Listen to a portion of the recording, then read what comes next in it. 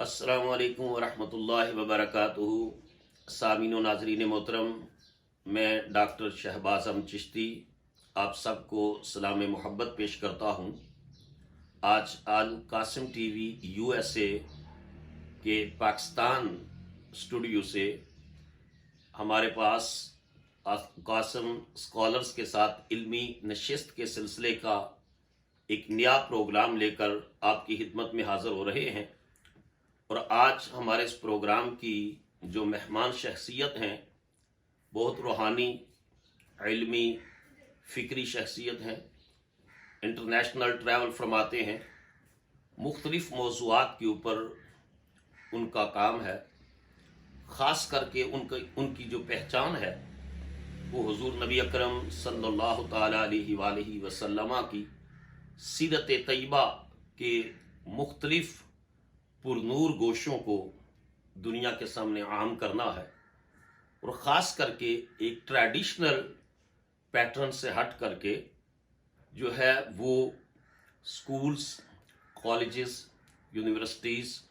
Governmental, naan governmental institutes کے اندر حضور صلی اللہ تعالی علیہ وآلہ وسلم کی سیرت طیبہ، حضور کے شب و روز لوگوں کو اس سے آگاہی بخشنا، حضور کی ذات اقدس سے محبت، ربط، اتباع اور اطاعت کا جذبہ پیدا کرنا۔ تو آج القاسم T V U S A کے سامعین و ناظرین ان کی خوبصورت علمی فکری گفتگو سنیں گے، تو میں اس پروگرام میں خوش آمدید کہتا ہوں معروف عالمی اسکالر ڈاکٹر طارق شریف زادہ صاحب۔ السلام علیکم سر۔ جی وعلیکم السلام ورحمۃ اللہ۔ بہت شکریہ ڈاکٹر صاحب، آپ نے القاسم T V U S A کو اپنا وقت عنایت فرمایا، اور آج کے اس پروگرام کے لیے آپ نے بطور خاص اس نشست کا اہتمام کیا۔ میں اس پر آپ کا شکریہ ادا کرتا ہوں۔ یادآوری کا شکریہ جی، آپ کی نسبت اور تعلق سے آپ کے سامعین اور ناظرین تک رسول رحمت صلی اللہ علیہ وسلم کی نسبت اور تعلق سے کچھ بات کرنے کا موقع ملے گا۔ سامعین و ناظرین محترم، ڈاکٹر صاحب نے یو ایس اے سے بھی پی ایچ ڈی کی، اور پھر جامعۃ الازہر،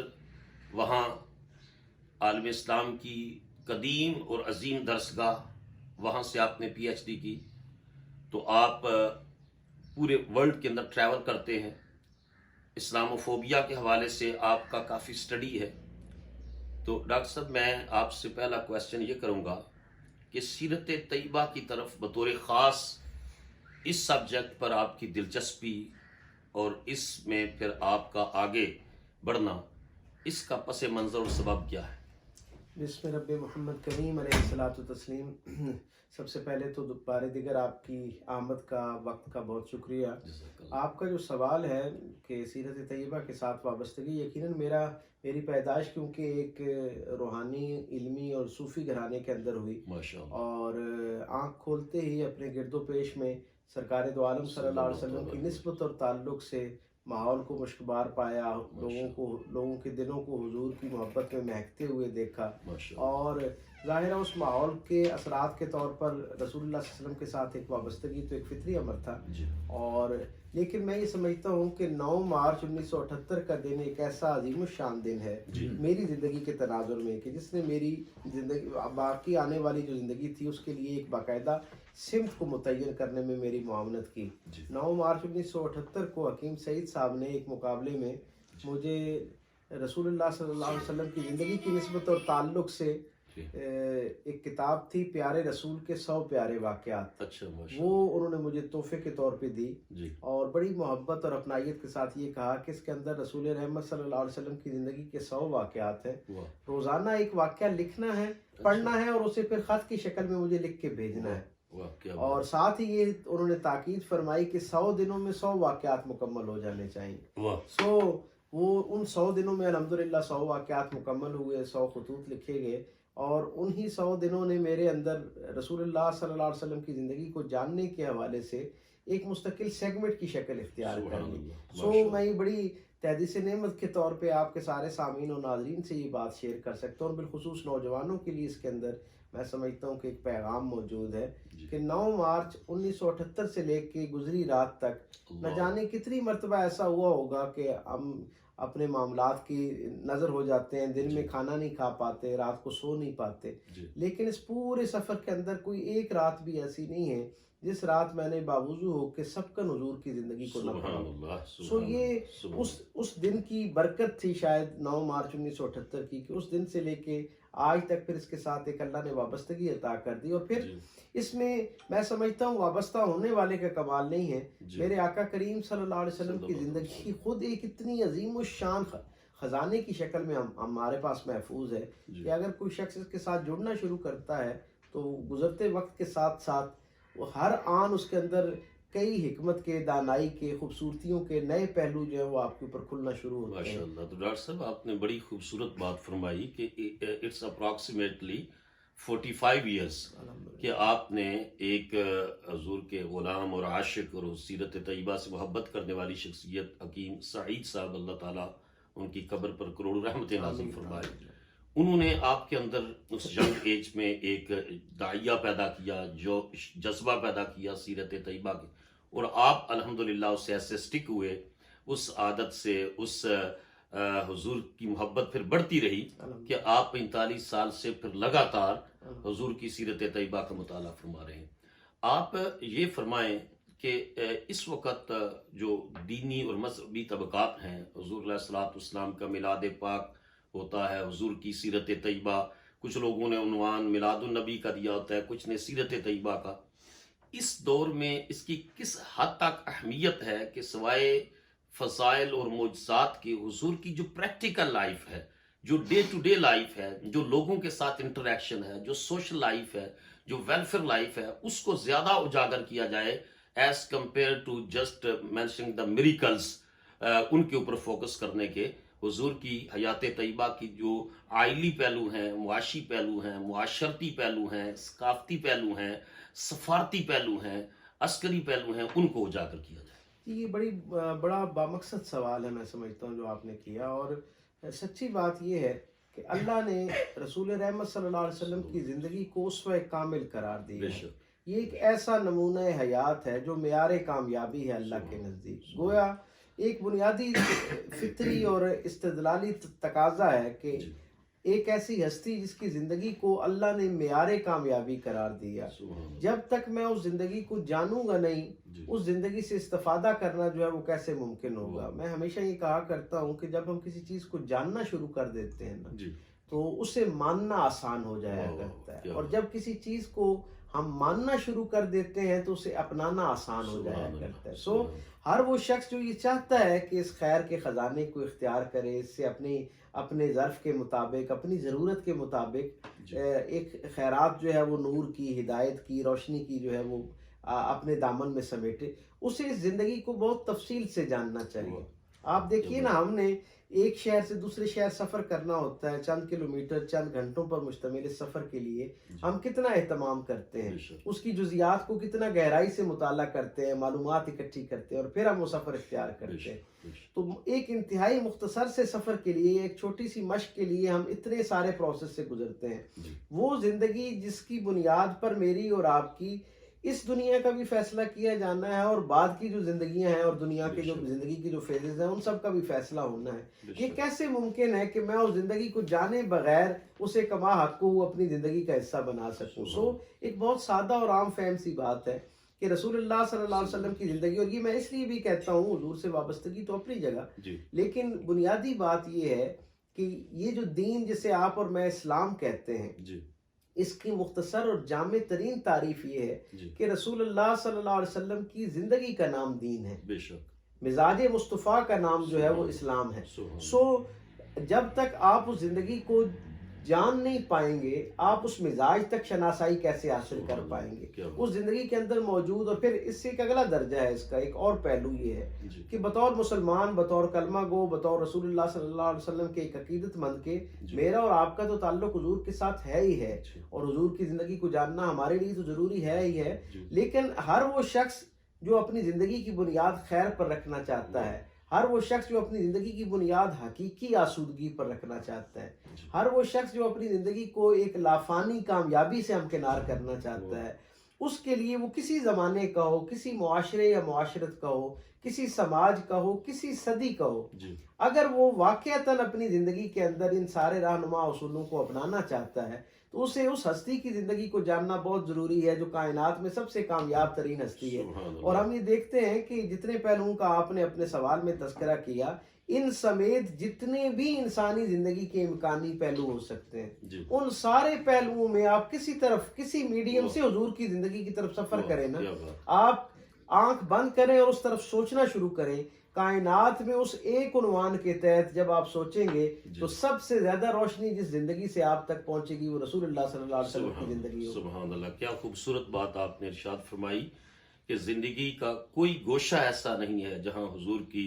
سیرت طیبہ کے تابندہ نقوش جو ہے وہ انسانیت کی رہنمائی نہیں فرما رہے۔ اور دوسری بات بڑی ہی خوبصورت آپ نے فرمائی کہ جب دین حضور کی ذات اقدس کا نام ہے، حضور کے معمولات اور شب و روز۔ ڈاکٹر صاحب میں یہ پوچھنا چاہوں گا کہ مختلف آپ کے پاس سیرت کے اوپر جو کتابیں لکھی جا رہی ہیں وہ آتی ہیں، آپ اس کے اوپر کامنٹس کرتے ہیں، ان کو پورا ریویو اس کا دیتے ہیں، تو کیا اس وقت جو پاکستان اور عالم عرب میں کتابیں لکھی جا رہی ہیں حضور کی حیات طیبہ کے اوپر، کیا وہ اس ضرورت کو پورا کر رہی ہیں جو اس دور کی ضرورت ہے کہ ہم حضور کی حیات طیبہ کے وہ گوشے لوگوں کے سامنے لے کر آئیں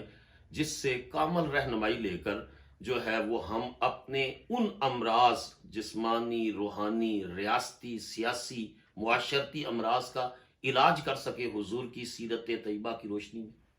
دیکھیں، دنیا بھر کے اندر بہت سارے ادارے ایسے ہیں جو شخصیات کے اوپر کام کرتے ہیں۔ اس ضمن میں شخصیات پر کام کرنے کے حوالے سے اور بالخصوص سوانح عمری جو ہے اس پر کام کرنے والے اداروں میں دنیا کا سب سے معتبر اور بڑا ادارہ جو ہے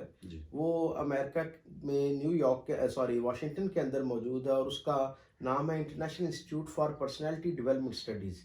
یہ بہت بڑا ادارہ ہے، دنیا بھر میں شخصیات پہ جو کام ہوتا ہے اس کا تجزیہ کرتا ہے۔ ان کا یہ تھیسس ہے کہ کسی بھی شخصیت کو جب وہ منظر عام پر آتی ہے تو پہلے 20 سال لوگ اس کی طرف متوجہ ہوتے ہیں اور اسے جاننا شروع کرتے ہیں، پھر اگلے 30 سال تک اس کے جو ذیلی عنوانات ہیں ان پر بات ہوتی ہے، اور 50 سال کے بعد ایک ایسا فیز آنا شروع ہوتا ہے کہ اسی شعبے میں کوئی اور ایسی نامور شخصیت آ جاتی ہے کہ جو پہلی شخصیت کے بارے میں وہ جو اس کی روشنی اور اس کی جو چکا چوندھی ہوتی ہے وہ مان پڑنا شروع ہو جاتی ہے، اور دنیا نئے لوگوں اور نئے جہان جو ہیں ان کو آباد کرنا شروع کر دیتی ہے۔ لیکن وہ ادارہ بھی یہ کہنے پر مجبور ہے کہ سن 2022 کے جو اعداد و شمار ہیں ان کے مطابق بھی جس ایک شخصیت پر پوری دنیا میں سب سے زیادہ کتابیں لکھی گئی، جس گویا ایک زندگی کو دنیا بھر میں سب سے زیادہ زیر بحث لایا گیا، جسے بطور مثال پیش کیا گیا، وہ زندگی رسول اللہ صلی اللہ علیہ وسلم کی زندگی ہے۔ سو آپ یہ دیکھیں کہ لگ بھگ 1500 سال کی مسافت گزرنے کے باوجود آج بھی دنیا کا جو سب سے بڑا زیر بحث عنوان ہے وہ رسول اللہ صلی اللہ علیہ وسلم کی زندگی ہے۔ میں ہمیشہ یہ کہا کرتا ہوں کہ یہ ایک بہت مضبوط دلیل ہے۔ اس کا مطلب یہ ہے آج کی دنیا کے انسانوں کے لیے بھی جس ایک شخصیت سے وابستگی سب سے زیادہ ضروری دی جا سکتی ہے، قرار دی جا سکتی ہے، وہ رسول اللہ صلی اللہ علیہ وسلم کی زندگی، اور اس کا ایک عقلی ثبوت یہ ہے کہ آج بھی سب سے زیادہ انہی کی زندگی کو زیر بحث لایا جا رہا ہے، سب سے زیادہ انہی کی زندگی سے روشنی کشید کرنے کی کوشش کی جا رہی ہے۔ اور جہاں تک بات ہے کہ جو آج کل دنیا بھر کے اندر لکھا جا رہا ہے حضور کی زندگی کے تناظر میں، اس کے حوالے سے اس کی افادیت کتنی ہے یا وہ کن پہلوؤں کا احاطہ کرتی ہوئی نظر آتی ہے، یقیناً ایک جب کلمہ گو حضور کی زندگی کے بارے میں لکھنا شروع کرتا ہے تو اس میں ایک بنیادی جو محرک ہے اس کی تحریر کا، یہ ساری محنت اور مشق کا، وہ تو حضور سے وابستگی اور اعلانیہ غلامی ہی ہے، اس میں کوئی دو رائے نہیں، اور یقیناً یہی ہونا چاہیے، تبھی آپ حقیقی طور پر اس زندگی سے انصاف کر سکتے ہیں۔ لیکن میں یہ سمجھتا ہوں کہ ہمارے ہاں جتنی بھی تحریرات ہیں یا جو فکری تحقیقی کام ہو رہا ہے اس میں عقیدت کا پہلو تو بہت نمایاں ہے، لیکن وہ جو زندہ موضوعات سے وابستگی ہے انہیں اس طرح کر کے پرائم آبجیکٹو کے طور پر اپنے کام میں نہیں شامل کیا جا رہا۔ حضور کی زندگی میں جو عملی پہلو ہیں انہیں جو بیان کیا جا رہا ہے وہ بیان بھی یعنی عقیدت کے رنگ اس میں غالب آ جاتا ہے اور اس کے اندر جو ایک عملی پیغام ہے جی بالکل. وہ کہیں پس منظر میں چلا جاتا ہے. تو میں یہ سمجھتا ہوں کہ جوں دنیا کے اندر ظاہری طور پر انسان ترقی کرتا جا رہا ہے, جی. جتنی باہر کی زندگی کے اندر روشنی بڑھتی جا رہی ہے, جی اندر کا اندھیرا بڑھتا جا رہا ہے. جی اور اس اندر کے اندھیرے کو دور کرنے کے لیے اس ایسی لافانی زندگی کے اندر موجود جو نور ہے, جو روشنی ہے, اسے زیادہ اجاگر کرنا, زیادہ نمایاں کر کے لوگوں تک پہنچانا, میں سمجھتا ہوں پہلے سے زیادہ اس کی ضرورت ہے. اور جو ہمارے اسکالرز ہیں, میرا ان کے لیے بھی یہ پیغام بھی ہے اور دس بدستہ گاہے گاہے ان کی توجہ اس طرف دلاتے رہنا چاہیے کہ جو براہ راست انسانی زندگی سے وابستہ موضوعات ہیں, اگر ان کو بنیاد بناتے ہوئے حضور سے اپنی عقیدت کا اظہار کیا جائے تو یقیناً آپ کی عقیدت کا پہلو اور اس کی برکت بھی آپ کو میسر آئے گی, اور پھر آپ کی اس محنت سے, آپ کی اس ریاضت سے یعنی انسانیت کا ایک بہت بڑا طبقہ مستفید ہو سکے گا. یعنی جب ہم عقیدت کے پیرائے میں کوئی بات لکھتے ہیں تو یقیناً مسلمانوں کے دلوں میں تو اس سے ایک ایمان میں بیداری کی کیفیت پیدا ہوتی ہے, لیکن آپ کا کینوس بہت وسیع ہو جاتا ہے جب آپ اس کو پریکٹیکل لائف کے ساتھ جوڑنا شروع کرتے ہیں. خاص کر کے میں یہ کہوں گا کہ اس کو جدید جو تمدن میں لوگ وہی جو ان کا سورس ہے قرآن اور حضور کی سیرت طیبہ, وہاں سے لے کر کے اپنی مٹیریلسٹک لائف کو وہ خوبصورت اور فیسینیٹ کر رہے ہیں. مثلا اب امریکہ کے اندر ہم رہتے ہیں تو وہاں کسٹمر کے لیے انہوں نے ایک کوڈ آف کنڈکٹ رکھا ہے کہ آپ نے اس کو آتے ہوئے بھی اسمائل دینا ہے اور اس کو جاتے ہوئے بھی تھینک یو کرنا ہے. تو میں یہ سمجھتا ہوں کہ اگر ہم اپنے لوگوں کے سمجھے جب حضور کی سیرت طیبہ بیان کریں تو حضور کا یہ ارشاد مبارک کے تبسم و کافی وجہ احیق اللہ کا سادہ کا تم, کہ مومن تو مسکرا کے بھی ملتا ہے دوسرے مسلمان بھائی کو تو اللہ اس کو چیریٹی اور صدقہ کا ثواب دیتا ہے. تو اس کو انہوں نے کوڈ آف کنڈکٹ لے لیا بزنس کے اندر دنیاوی کامیابی کے لیے. تو ہمارے لیے تو حضور کی حیات طیبہ ایک رول ماڈل ہے, ایک اس لائف کے لیے بھی اور ہیئر آفٹر کے لیے بھی. تو اس میں آپ نے چونکہ ماشاءاللہ آپ کا بڑا وسیع مطالعہ ہے سیرت طیبہ کا, اورنٹیلسٹ کو بھی آپ نے پڑھا, اس میں کچھ تو دیانتدار لوگ, جس طرح بھی آپ نے وہ واشنگٹن کے ادارے کی بات کی تو مائیکل ایچ ہارٹ کی دا 100 ہے, اس میں حضور کی عظمت کا اعتراف کرتا ہے کہ ایک اوور آل ہیومینٹی کے اوپر جو امپیکٹ ہے, پازیٹیو امپیکٹ ہے, وہ صرف رسول اللہ صلی اللہ علیہ وسلم کا ہے. تو آپ نے مستشرقین کا جو مطالعہ کیا جو حضور کی سیرت کے نیگیٹو پہلوؤں کو زیادہ اچھالتے ہیں, تو اس کا توڑ اور رد کس طرح کیا جا سکتا ہے اور کس حد تک کم کر رہے ہیں اور کتنی زیادہ ضرورت ہے؟ اصل میں جب بھی سب سے پہلے تو آپ نے تجارت کی طرف نشاندہی کی تو مجھے ضمناً آپ کے سامعین کے لیے, کیونکہ حضور کی بات ہو رہی ہے تو اپنے سامعین اور ناظرین تک اس بات کو میں سمجھتا ہوں کہ ایک اپنی قبر کی روشنی کے لیے ان تک اس کو پہنچانے کی کوشش کرتے ہیں. حضرت عبدالرحمن بن عوف حضور کے ایک صحابی ہیں اور وہ بھی بہت سارے مہاجرین کے ساتھ خالی ہاتھ مدینہ پہنچے,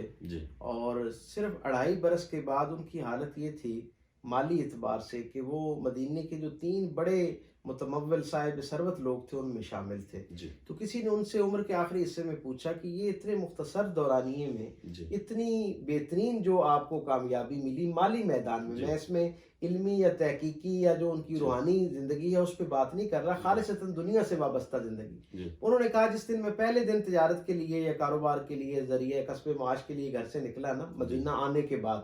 کہتے ہیں میں اللہ کے رسول کے پاس گیا دعا کے لیے, میرے رسول نے مجھے کچھ نصیحتیں فرمائیں. کہا میں نے ان کو اپنی زندگی کا حصہ بنا لیا. کہا وہ نصیحتیں کیا تھی؟ کہا میں نے ان نصیحتوں کے نتیجے میں یہ طے کر لیا کہ ساری دنیا کے تاجر مال کا ہنر بیان کرتے ہوئے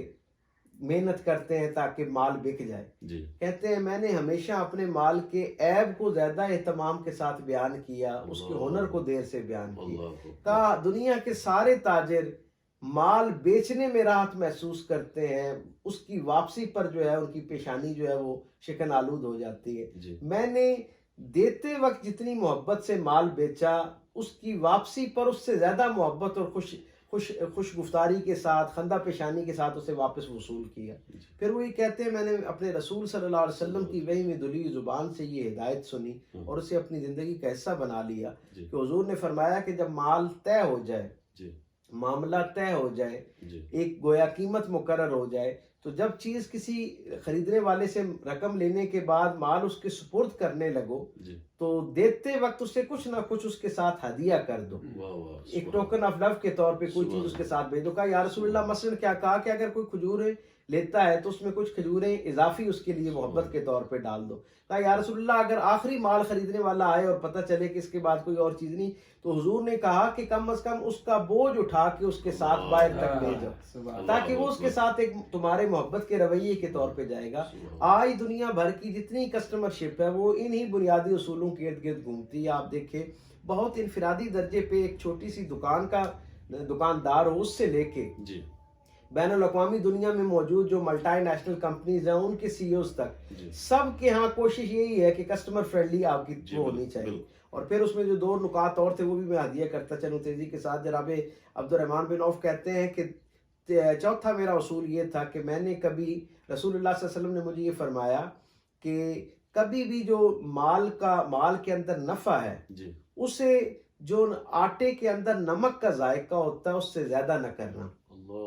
یعنی وہ اگر ایک خاص درجے سے زیادہ ہو جائے گا تو اس میں سے حضور نے فرمایا برکت ختم ہونا شروع ہو. تو اس لیے میں نے کبھی اس سے زیادہ نفع جو ہے نا اسے نہیں کیا. اور تیسری بات انہوں نے کہا،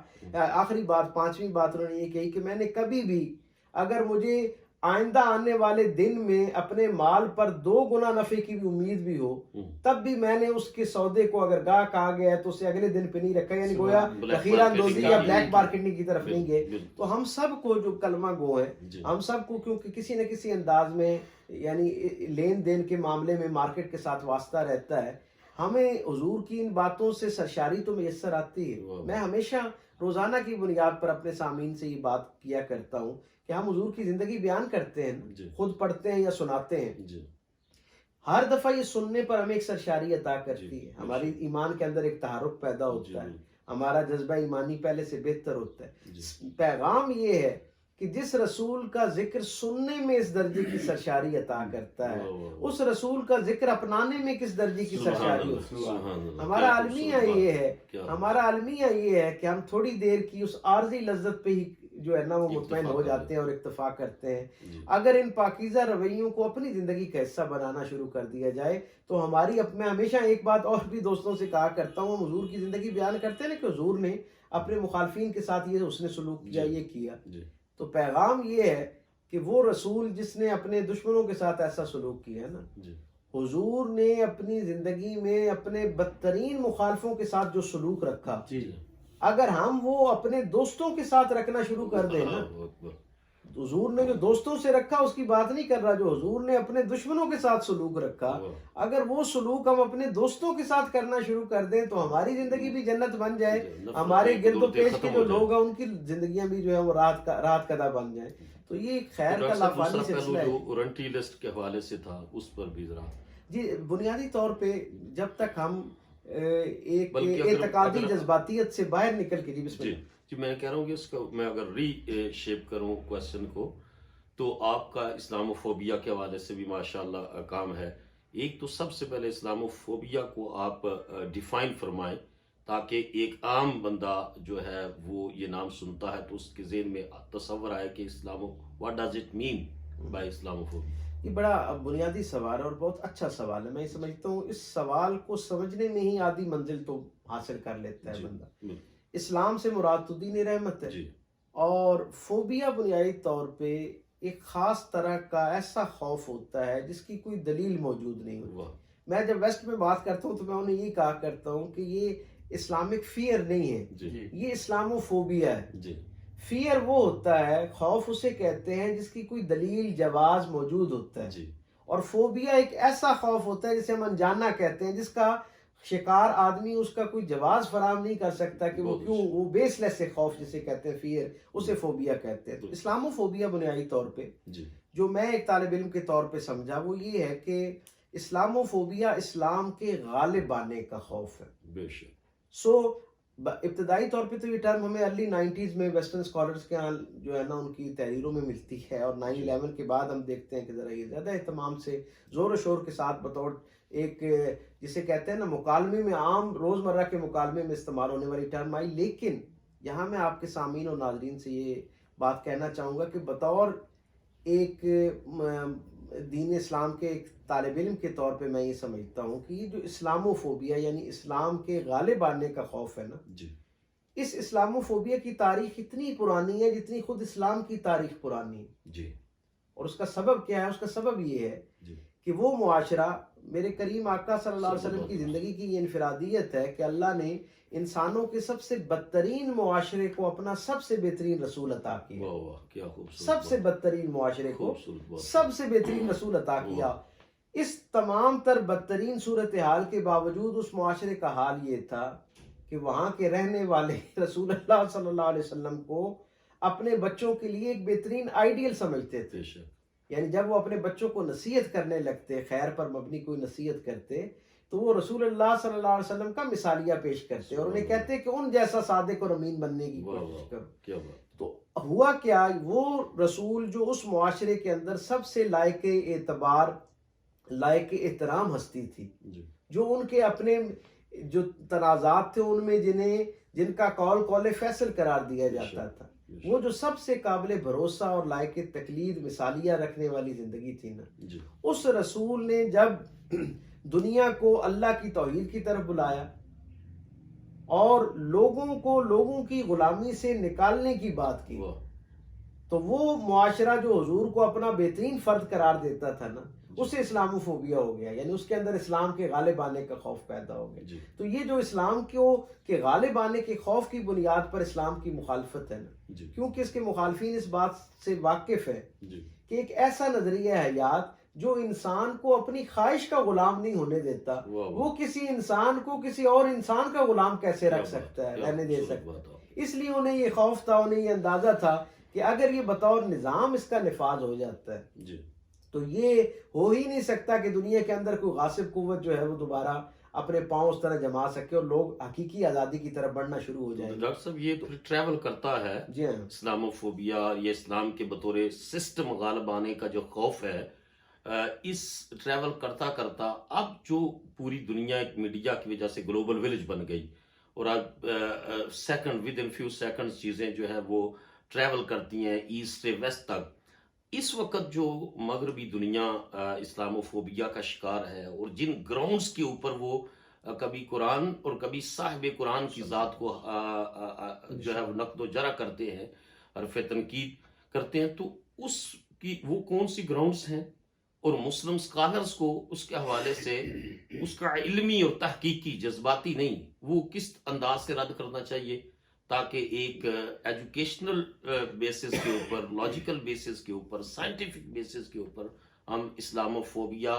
کی اس آواز کا مؤثر جواب دے سکیں؟ یہ بڑا بنیادی سوال، اور میں سمجھتا ہوں کہ شاید اس وقت اسلاموفوبیا کے بارے میں ایک بات اور اپنے سامعین اور ناظرین سے عرض کرتا چلوں کہ یہ پچھلی صدیوں میں، پچھلی جو 1500 سال کی اس امت کی تاریخ ہے، بلکہ انسانی تاریخ ہے، اس میں اسلاموفوبیا مختلف قومیتوں، مختلف معاشرتوں اور مختلف ملکوں کا مسئلہ تھا، لیکن اب یہ ایک عالمگیر مسئلہ بن چکا ہے. میں ہمیشہ یہ کہا کرتا ہوں کہ دنیا کے اندر جو نئے اعداد و شمار ہیں ان کے مطابق ہر 4 میں سے 1 شخص جو ہے وہ کلمہ گو ہے. تو جب آپ اسلاموفوبیا کی بنیاد پر کسی کی روزمرہ زندگی میں اس پہ عرصہ حیات تنگ کرتے ہیں تو گویا آپ ہر 4 میں سے 1 شخص کو متاثر کرتے ہیں. یہ کیسے ہو سکتا ہے کہ 4 افراد کے گروہ میں ایک آدمی کی زندگی کو تعصب کی بنیاد پر اس کا دائرہ تنگ کیا جا رہا ہو اور اس کے متاثر ہونے سے باقی پورا جو عالم امن جو ہے، عالمی دنیا کا امن جو ہے وہ خطرے میں نہ آئے؟ اس لیے ایک تو پوری دنیا کو بنیادی طور پہ پوری دنیا کو سنجیدگی کے ساتھ اس مسئلے کو لینا ہوگا. اور یہ جو اسلاموفوبیا کی ویو آپ دیکھتے ہیں کہ یہ پچھلے چند دہائیوں میں اتنی زیادہ تیزی سے اس لیے پھیلی ہے، اس کے پیچھے سبب کیا ہے؟ آپ یہ دیکھیں وہ ملک جس نے سب سے زیادہ اسلاموفوبیا کے تناظر میں اپنا پیسہ خرچ کیا، وسائل خرچ کیے، کمپین کی، یعنی میری مراد براہ راست یونائٹڈ اسٹیٹس آف امریکہ ہے، سب سے زیادہ وسائل اس نے اسلاموفوبیا کے لیے خرچ کی. اور کیا دلچسپ صورتحال اور اعداد و شمار ہیں کہ ان کے اپنے ادارے یہ بتاتے ہیں کہ سب سے زیادہ پچھلے چند سالوں کے اندر جو دین تیزی سے وہاں پھیلا ہے، سب سے زیادہ جس دین کی طرف کنورژن ہوئی ہے وہ دین اسلام ہے. اور یہی حال آپ ویسٹ کا بھی دیکھ لیں. یعنی روزانہ کی بنیاد پہ اس وقت صورتحال یہ ہے کہ دنیا کے اندر ہر سیکنڈ میں نئے لوگ جو ہیں وہ دین کا حصہ بن رہے ہیں، یعنی ہر دن یا ہر ہفتے یا ہر مہینے نہیں، جی ہر روز بھی نہیں، ہر گھنٹے نہیں، ہر سیکنڈ میں نئے لوگ دین کا حصہ بن رہے ہیں، یعنی 1 سے 2 لوگ ہر پر سیکنڈ جو ہے اس دین کے اندر شامل ہو رہے ہیں۔ اس لیے جو اسلام مخالف، ایکچولی اسلام مخالف قوتیں نہیں ہیں، یہ بنیادی طور پہ میں سمجھتا ہوں وہ قوتیں ہیں جنہوں نے اس دنیا کے اوپر اپنے غاصبانہ قبضے کا پلان بنا رکھا ہے، اور انہیں یہ لگتا ہے کہ پوری دنیا کے اندر انسانوں کی حقیقی آزادی کی جو ضمانت ہے وہ دین اسلام کے لائے ہوئے نظام کے اندر ہے، اور انہیں یہ خوف ہے کہ اگر یہ اسی طرح تیزی کے ساتھ دنیا کو اپنی آغوش رحمت میں لیتا گیا تو ایک خاص وقت کے بعد دنیا کے اندر اس طرح اپنے ظاہری وسائل اور آپس کی جو وہ ہے حکمت عملی کے ساتھ دنیا بھر کے انسانوں کو اپنا مغلوب نہیں بنایا جا سکتا۔ اس لیے ان جو نادیدہ قوتوں کی پلاننگز ہیں ان کے لیے سب سے بڑی تھریٹ جو ہے وہ اسلام کا پھیلنا ہے۔ اب آپ کے سوال کا دوسرا حصہ کہ اس سے کیسے نپٹا جانا چاہیے، دیکھیں ایک تو یہ لٹمس ٹیسٹ کے طور پہ اسے بار بار استعمال کیا جاتا ہے تاکہ وہ گویا رسول اللہ صلی اللہ علیہ وسلم کی نسبت اور تعلق سے، قرآن اور صاحب قرآن کی نسبت سے جب کوئی غیر ذمہ دارانہ حرکت کرتے ہیں تو حقیقت میں وہ ہمارے رد عمل کو گیج کر رہے ہوتے ہیں، اسے ناپ رہے ہوتے ہیں کہ ان کے اندر کیا حمیت اور جو احتجاج کی وہ کیفیت اتنی ہے یا نہیں ہے۔ تو یقیناً وہ ہر دفعہ انہیں پہلے سے زیادہ جو ہے وہ ایک مزاحمت کا سامنا کرنا پڑتا ہے۔ اب ہمارے ذمے کیا کام ہے؟ میں قطعی طور پہ اس احتجاج کی جو صورتحال اس وقت امت کی طرف سے کی جاتی ہے، میں یکسر اس کی نفی تو نہیں کرتا، یقیناً انسانی فطری تقاضا ہے جب ایک آدمی کو تکلیف پہنچتی ہے تو وہ کسی نہ کسی انداز میں اپنا رد عمل دیتا ہے۔ عوام الناس کی سطح پہ تو یہی رد عمل بنتا ہے، اور ایسی ہی انسانی فطرت ہے، اور انسانی تاریخ ہمیں بتاتی ہے کہ انسان ایسے ہی اظہار کرتے ہیں اجتماعی سطح پہ۔ لیکن کیونکہ جس محاذ سے حملہ ہوتا ہے اسی محاذ سے اس کا جواب دیا جانا چاہیے، کیونکہ ہم پہ میڈیا کے میڈیم سے اور تحریر اور تقریر کے میڈیم سے کیونکہ ہم پہ حملہ ہوتا ہے، میں یہ سمجھتا ہوں کہ اس کا جو سب سے مؤثر جواب ہے وہ انہی میڈیم سے، انہی محاذوں سے دیا جانا چاہیے۔ ہمارے ہاں رسول اللہ صلی اللہ علیہ وسلم کی نسبت اور تعلق سے اور دین اسلام کی نسبت اور تعلق سے بے تحاشا روزانہ کی بنیاد پہ لکھا جا رہا ہے، الحمدللہ یہ خوش آئند بات ہے، لیکن اس کی حقیقی اہمیت اس وقت ہماری زندگیوں میں اثر انداز ہونا شروع ہوگی اور ہماری زندگیوں میں اس کی کوئی افادیت نظر آنا شروع ہوگی جب ہم ان زندہ موضوعات پر جو براہ راست ہمارے عہد کے نوجوانوں کے ذہنوں کو متاثر کرتے ہیں، انہیں متوجہ کرتے ہیں، ان کے ذہن کے اندر ایک گرہ لگاتے ہیں اس دین کے ساتھ وابستگی کے حوالے سے، جب تک ہم ان زندہ موضوعات پر ٹھہراؤ کے ساتھ علمی ادبی انداز میں خالصتاً عقلی بنیادوں پر، استدلالی بنیادوں پر ان کو ایڈریس نہیں کریں گے، اس وقت تک یہ اسلاموفوبیا کا معاملہ جو ہے وہ ختم نہیں ہوگا۔ اور ایک اور بات، ایک طے شدہ بات ہے، دنیا کی 7.5 ارب سے زیادہ آبادی ہے، 5.5 ارب سے زیادہ لوگ اگر نان مسلمز ہیں تو آپ تصور کیجئے نا کہ 5.5 ارب لوگوں کے منہ پہ ہاتھ تو نہیں رکھا جا سکتا۔ اس کا طریقہ کیا ہے، اس کا حال اکثر پوچھا جاتا ہے مجھ سے، تو میں تو ایک ہی جواب دیا کرتا ہوں کہ اندھیرا جتنا گہرا ہونا شروع ہو جائے، اندھیرے کو کوسنے سے بہتر ہوتا ہے کہ آپ روشنی کا اہتمام اتنا زیادہ کرنا شروع کر دیں۔ اس میں ڈاکٹر صاحب یہ پہلو بھی ہے کہ میں پریکٹیکلی وہاں دیکھتا ہوں کہ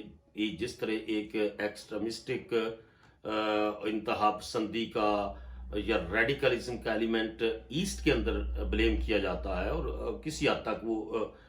جو ہے وہ موجود بھی ہے، اسی طرح مغربی معاشروں میں بھی وہ ریڈیکلزم ہے۔ مثلا ایک ڈچ ممبر آف پارلیمنٹ نے جو اسلام کا بدترین مخالف ہے لیکن پڑھا نہیں ہے، قرآن مجید کا سٹڈی نہیں کیا، سیرت رسول کا سٹڈی نہیں کیا، اور وہ کہتا ہے کہ ویسٹرن میڈیا پورٹریٹ کرتا ہے چیزوں کو کہ یہ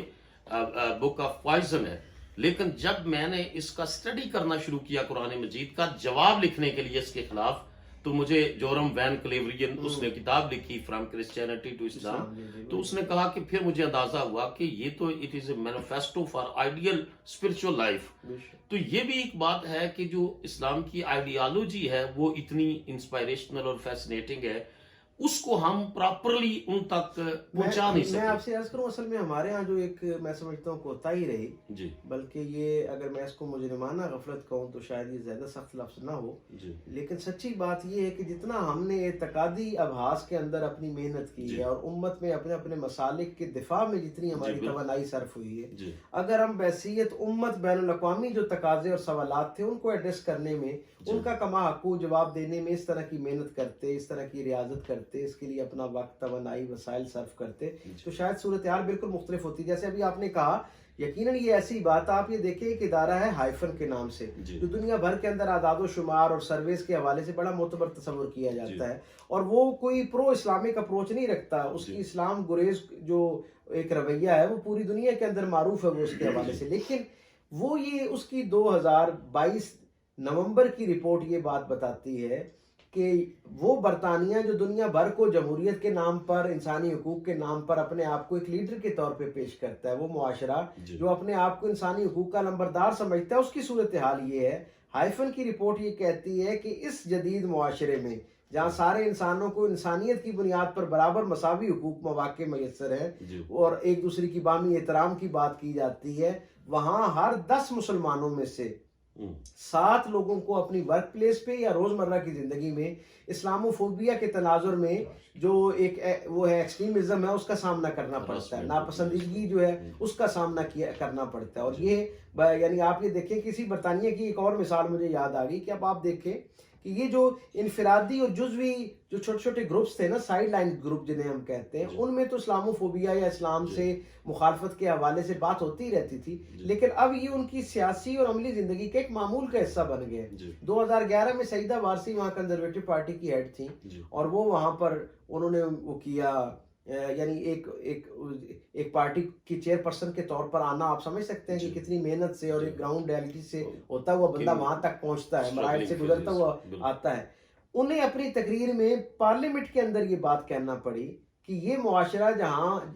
حشرات الارض کے حقوق کے اوپر بھی بات ہوتی تھی اور اس کے لیے بھی بل آ جایا کرتا تھا اور توجہ دلاؤ نوٹس آ جایا کرتا تھا، وہ کہتی ہیں کہ اس معاشرے میں اب مسلمانوں کو وہ ایک جو ان کے حوالے سے ریڈیکل اپروچ جو ہے وہ ایک معمول کا حصہ بن گیا۔ نتیجتاً 2011 میں آنے والی خاتون کو صرف 3 سال کے بعد احتجاجاً اسی یہ جو تعصب کی بنیاد پہ جو مسلمانوں کے ساتھ ایک امتیازی سلوک کیا جاتا ہے اس پر احتجاجاً انہیں وہاں سے ریزائن کرنا پڑتا ہے۔ تو ہم یہ دیکھتے ہیں کہ دنیا بھر کے اندر وہ جو نام نہاد قوتیں جنہوں نے اپنے آپ کو بڑا انسانیت کے ساتھ جوڑا ہوا ہے اور انسانیت کی علمبردار جو اپنے آپ کو سمجھتے ہیں اور اپنے رویوں سے یہ ظاہر کرنے کی کوشش کرتے ہیں، ان کا حقیقی چہرہ یہ ہے کہ جب اسلام کے حوالے سے کوئی بات آتی ہے تو ان کی وہ ساری جو انسانیت ہے وہ کہیں پس منظر میں چلی جاتی ہے، اور وہ جو اسلام کے ساتھ تعصب ہے اور وہ جو اسلاموفوبیا، اسلام کے غالب آنے کا خوف ہے، وہ ان کے سارے رویوں کے اوپر غالب آ جاتا ہے۔ ڈاکٹر صاحب بہت خوبصورت گفتگو آپ سے جاری ہے۔ آخری 2 کوسچن میں آپ سے کروں گا، ہمارے پاس جو اس پروگرام کا ٹائم ہے وہ اختتام پذیر ہو رہا ہے۔ اس میں ایک تو یہ ہے کہ یہ جو جتنی بھی ایکسرسائز ہے اسلاموفوبیا کی، یہ فریڈم آف سپیچ اور فریڈم آف ایکسپریشن کے نام پر کی جاتی ہے۔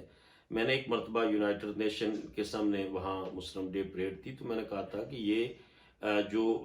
لمٹ ہے فریڈم آف سپیچ اور ایکسپریشن کی، یہ وہاں ختم ہو جاتی ہے جہاں سے دوسرے کی فریڈم کی حد سٹارٹ ہوتی ہے۔ تو اس انداز سے کیا ہمارا محراب اور ممبر اس کو چاہیے نہیں کہ حضور علیہ الصلوۃ والسلام کا یہ ہیومن رائٹس کا پہلو ہے اس کو زیادہ اجاگر کرے تاکہ لوگوں کے سامنے ایتھیکل مورل پہلو، حضور کا جو ہے بزنس کا جو ہے وہ جو پہلو ہے وہ، اور حضور کا انسانوں کو نوازنا، انسانوں کی، کہ اگر غزوہ بدر کے ان قیدیوں کی رسیوں کی آواز، ان کے کرانے کی آواز آتی ہے تو حضور فرماتے ہیں ان کی رسیاں ڈھیلی کر دو۔ تو انسانیت کے لیے، ہیومن رائٹس کے لیے حضور کی جو سٹرگل ہے اور بڑی ایکسٹریم پر جا کر سٹرگل ہے، اور ہیومن ایکویلٹی کے لیے اگر ہمارا محراب و ممبر اس کو جاگر کرے تو مغرب کے لوگوں کے ذہنوں کی جو ظلمتیں ہیں وہ بھی دور ہوں، اور ہمارے معاشرے کے اندر جو ایک تکثیریت ہے اور یہ بھی ختم ہو سکے۔ 2 بنیادی باتیں ہیں جی، اس اسلاموفوبیا کو ڈیل کیسے کرنا ہے، یہ ایک بہت بنیادی سوال ہے، اور یہ اس کے 2 درجے ہیں جہاں پہ اس کو ڈیل کیا جائے گا۔ پہلا میں سمجھتا ہوں ایک تو وہ علمی میدان ہے جہاں پر اس انداز میں بات کی جانی چاہیے، جیسے میں نے ابھی آپ سے عرض کیا کہ اندھیرا بڑھ جائے تو روشنی بڑھانا شروع کر دیں۔ اس کا کیا مطلب ہے کہ اگر کچھ لوگ، کچھ بدبخت رسول اللہ صلی اللہ علیہ وسلم کی نسبت اور تعلق سے غلط فہمیاں پھیلا رہے ہیں تو ہمیں حضور کی زندگی کو اتنا تفصیل سے بیان کرنا چاہیے، اور حضور کی زندگی کا ایک جو اعتقادی پہلو ہے اس سے ایک درجہ آگے جا کے جو اس کے اندر ایک خالص روزمرہ کی زندگی کے لیے جو خیر موجود ہے اسے لوگوں تک پہنچانا چاہیے۔ یعنی دنیا میں بہت کم لوگ ایسے ہیں، میں نے کسی جگہ گفتگو کے دوران اقوام متحدہ کے اندر جو ہیومن چارٹر ہے اس پہ بات کرتے ہوئے یہ بات کہی کہ اس کی یعنی 28 نکات میں سے 22 نکات وہ ہیں جن میں زیر زبر پیش بھی ایڈ نہیں کر سکی 1500 سال کی انسانی دانش. انسان کی ساری دانش 1500 سال میں اس کے اندر زیر زبر پیش بھی ایڈ نہیں کر سکی جو رسول اللہ صلی اللہ علیہ وسلم نے خطبہ حجۃ الوداع میں انسانوں کو عطا کی. جب میں نے یہ بات کہی تو وہ بڑے معقول اور علمی اعتبار سے قابل بھروسہ شخصیت، انہوں نے اتنی حیرت سے اس کو دیکھا کہ مجھ سے ساری وابستگی کے باوجود وہ خاموش ہو گئے اور انہوں نے کہا کہ مجھے اس کا کوئی تحریری ثبوت دیں. جب میں نے ان کو کچھ پرانی چھپی ہوئی کتابیں ان کو دیں اور وہ اس پہ بھی کچھ ان کو وہ تھا، تو پھر میں نے کچھ دوستوں کو کہا کہ ایسی پرانے مخطوطے ان کی ایویڈنس اکٹھی کی جو یونائٹڈ نیشن کی ان قرارداد کے پاس ہونے سے پہلے کی تحریر میں تھے. جب میں نے انہیں وہ بھیجا تو الحمدللہ اللہ نے ان کو پھر دین کی آغوش رحمت عطا فرمائی اور وہ دین کا حصہ بنے. مقصد کہنے کا یہ ہے کہ اس دین کے اندر اتنی قوت موجود ہے. ہمارا المیہ یہ ہے کہ بطور مسلمان اور بطور دین کے طالب علم کے ہم نے اپنے نہ دین کو اس طرح ایکسپلور کیا نہ اپنے رسول کو اس طرح ایکسپلور کیا. جب مجھ تک ہی حضور کی زندگی کا وہ عملی پہلو اس انداز میں نہیں پہنچایا گیا تو میں ایک دین کے سفیر کے طور پہ، ایک طالب علم کے طور پہ میں کیسے لوگوں تک آگے پہنچاؤں گا. اور یقیناً آپ کے سوال کی اپنی جگہ جتنی تعریف کی جائے اور اس کی اہمیت بیان کی جائے وہ کم ہے کہ جب تک محراب و منبر سے ایک کمپین کی شکل میں اس کو نہیں بیان کیا جائے گا اور تحریر اور تقریر کے میدان میں خالصتاً غیر جذباتی ہو کر علمی بنیادوں پر اسے ایڈریس نہیں کیا جائے گا، یہ مسئلہ حل نہیں ہوگا. اس سے کنفیوژن اور بڑھتی جائے گی. اور یہ اب اس کا جو ایک ہولناک پہلو ہے وہ یہ ہے کہ پہلے تو اس سے صرف ویسٹرن سوسائٹی جو ہے نا وہ متاثر ہو رہی تھی، نان مسلم اس سے متاثر ہو رہے تھے اور ان کی رائے ہمارے بارے میں خراب سے ذرا خراب تر ہو رہی تھی. لیکن اب میں اس کا پہلو یہ دیکھتا ہوں کہ اب وہ سوالات، کیونکہ گلوبل ولیج ہے، وہ سوالات ڈفرینٹ سوشل میڈیم سے ہمارے یوتھ تک، ہمارے یونیورسٹی اسٹوڈنٹس تک آ رہے ہیں. اور ہمارے ہاں جو چاروں تربیت کے مراکز ہیں کہ نہ وہ بچہ جو سوشل میڈیم کے ذریعے سوال کو لیتا ہے اپنے کسی فرضی دوست سے جو فیس بک پہ، انٹرنیٹ پہ، ٹویٹر پہ اس کے ساتھ جڑا ہوا ہے، اس سے وہ سوال تو اس کے ذہن میں آ جاتا ہے، وہ جو اعتراض کی شکل میں سوال ہے، لیکن اس کا جواب نہ وہ اپنے والدین سے لے سکتا ہے کیونکہ والدین سے ایک تو ادب کی بنیاد پہ نہیں پوچھ سکتا، دوسرا والدین کا اپنا علم و ذوق ویسا نہیں ہے. اچھا، دوسرا وہ اپنے اسکول یا درسگاہ یا یونیورسٹی کالج سے پوچھ سکتا ہے، یقیناً وہاں بھی اس کا کوئی ماحول اور انتظام موجود نہیں ہے. سب سے بنیادی اور مضبوط جو امید تھی نا وہ محراب و منبر کے ساتھ وابستہ تھی. تو آپ کے سوال کے جواب میں کیا ہمارا محراب و منبر ان زندہ موضوعات کو زیر بحث لا رہا ہے؟ ہمارے جو جمعے کی خطبات ہیں کیا یہ ان کا یہ بنیادی عنوان نہیں ہونا چاہیے تھا؟ یہ جو پوری دنیا کو متاثر، بھائی جو لوگ اور ہیں ان کو تو اس دین میں شامل ہوں یا نہ ہو، جو لوگ پہلے سے اس کے ساتھ جڑے ہوئے ہیں، جنہیں اللہ نے یہ مسلمان معاشروں کے اندر جن بچوں کی آنکھ کھلی ہے، ان کی ایمان کی حفاظت کے لیے سب سے پہلے ہمیں ہوم ورک کرنا چاہیے. سو اس کے اوپر ایک تو یہ درجہ ہے کہ علمی ادبی میدان میں اس پہ کام ہونا چاہیے. دوسرا میں یہ سمجھتا ہوں